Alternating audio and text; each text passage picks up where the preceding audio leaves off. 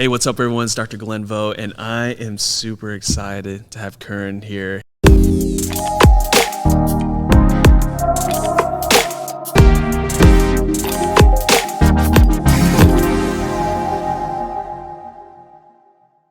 He's an amazing coach, amazing entrepreneur, and we met here at the Dental Festival, and I was just blown away with your presentation, your speech, and before I just even reveal anything else, I just want to have you kind of introduce. So who do you work with, and what do you do? Yeah, I work with high achievers who think entrepreneurial. So whether you're a dentist, whether you're a hygienist with that entrepreneurial spirit, or you're just a business owner trying to figure out, how do I maximize my life? I spent a lot of my life downplaying my gifts, trying to fit in, and look where that got me. Right? You start to do what everyone else is doing, and you start to realize, hey, maybe there's another path for me. So I created a system, I created a coaching philosophy for people that are high achievers who have hit success on every metric of the word, yet feel like something inside is missing. Yeah, and why is that such a problem with high achievers? Why is that? Because nothing is enough. Right? Nothing is enough. The next milestone will make me happy. Let me open up a second practice. Let me take more vacations. Let me buy. I'll be happy when this happens. Right? So it's happiness when tied to a future state. Where has that ever gotten us, right? Yeah. We get there and we realize, well, I'm not as happy as I thought I would be. That new car smell wears off so quickly, whether it's a watch, a car, a house, more vacations, less time off. If you're running from something, then no amount of shininess is going to be the prize, right? You can run from or you can run to. Yeah. And running to means you're running to discover yourself, find yourself, seek yourself, figure out, who am I really outside of the flashiness. And obviously society has taught us that success means money, success means nice clothing, success means happiness on social media. But if you're really empty inside, then none of that external masking is going to help. Oh, it's such a great message. And I'm going to ask you, I mean, how with your own journey, like what kind of gave you that epiphany that, hey, maybe this type of mentality, this mindset is probably not the healthiest for me? Like how did that, tell us about your journey. Yeah, so I've heard this phrase. Do you believe in this? Do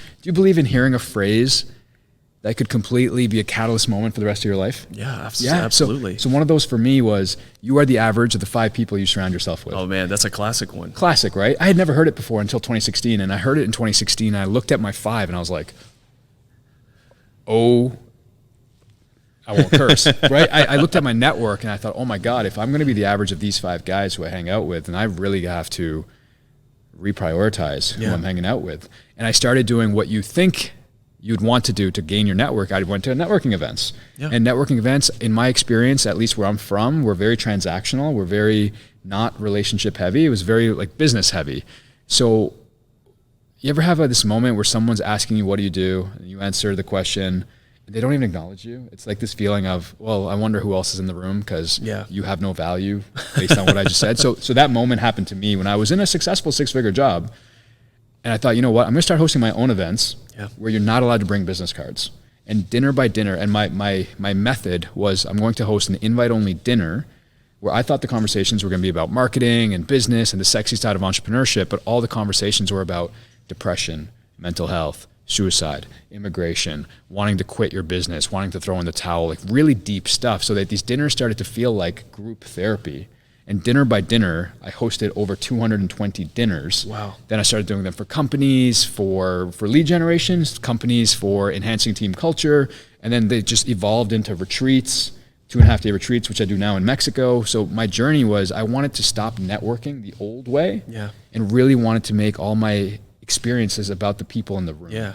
The connections, right? That's all it is, right? Connections. Now I'm going to ask a follow-up question. So you say you do a lot of these retreats in Mexico. Where in Mexico and why in Mexico? We go in Puerto Vallarta, Mexico. It's the west coast of Mexico. It's not as westernized. Sometimes I've been to Mexico and it feels like I'm in Nashville, right? It's so westernized. I don't want to go to Mexico and eat at the Hard Rock Cafe. Yeah. That's just not my style. I want to get into the local culture, meet the people, say hi to people on the street, and eat at local restaurants, because I'm a big family guy and my grandma makes the best Indian food.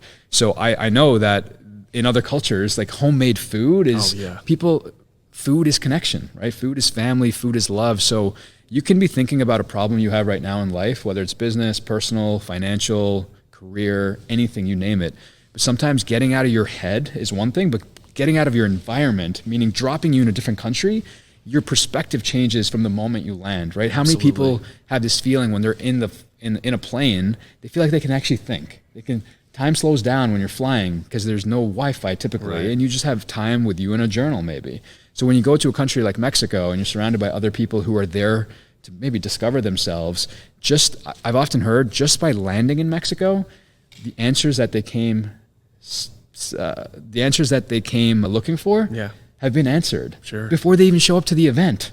So how cool is that? The amount of times I've heard someone on day one of my event say, hey man, this event's already worth it. I'm like, I haven't done anything yet, but that's not true, right? I've invited them to stretch and expand and grow and think about possibility. Because when you see somebody in Mexico who would kill to have your problems, you start to realize, hey, my problems really aren't that bad. And then when you connect with other like-minded people and you allow for experience sharing and stories, you start to realize, whoa, Glenn's got a story. And you know what? A part of Glenn's story is it's kind of like a part of my story. And then someone else opens up, and then you just start to connect the dots. You start to realize, wow, we're all human, and we all have so much commonality. It's just the problem with some events is everyone's got their guard up. Everyone is, dressed a certain way. Everyone has to pretend like, hey, I'm this professional and life is perfect. But I don't know a single person with a perfect life. I really don't. And I invite that unperfectness as the norm. I think that's normal. I love it. I love the whole mission there. And I want you to share, obviously you coached a lot of clients, but I'm sure there's some situations, some clients that stand out. And, with some amazing breakthroughs. I want you to, we don't have to name any names, but just share some of the things that, again, this is something that probably motivates you and gets you going every day. Share about those stories that really stood out with you, that where you really helped somebody out. Yeah. So a lot of my clients, they feel pigeonholed into what they're currently doing. So a dentist, as an example, feels like they can only be a dentist, or they can only become a dental consultant, or they can only become a dental speaker, or they can only become a dental broker, or they just pigeonhole themselves with such narrow-minded thinking. And I'm not blaming them. That's what we've been taught, right? Like we went to school for one thing. That means you can only do one thing. It sounds weird as an entrepreneur to think that way, but I've got dentist clients who have now become coaches in the spiritual world. Like what dentist is out there selling spiritual services? It's a thing. It's possible, right? The only reason it's not possible is because you've told yourself, I'm just a dentist. And anytime you use words like that label you as even I'm just an entrepreneur, I'm just a business owner, I'm just a hygienist, it's so limiting in my opinion. So even when I hear, Elijah, who's our mutual friend, calls me a coach, I'm like, oh, that's so limiting. Like I'm so much more than just a coach. I'm an actor. I'm a husband. I'm a dog dad. I'm a son. I'm a grandson. I'm a friend. I'm an athlete. I'm so many of these things. So the commonality amongst my clients is they start to realize that they're not just one entity. They can be multiple people. I know that sounds kind of weird, but they can be more than just their career. They can be an athlete. They can be a singer if they want to sing in the shower. They can be a coach if they want to be a coach. They can be a speaker. And there's no...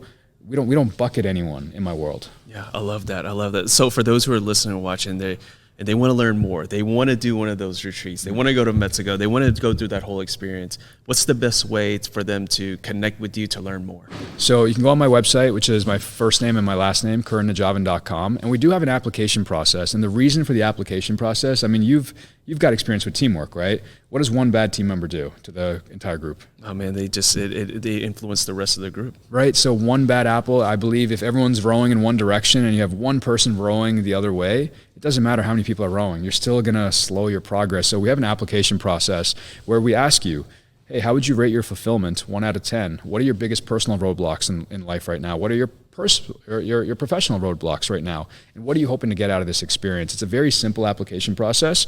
Then we get on the phone with you, make sure you're a real human with real problems, and making sure that you're willing to come as a team player, you're willing to come as a collaborator, and you're willing to come as a giver.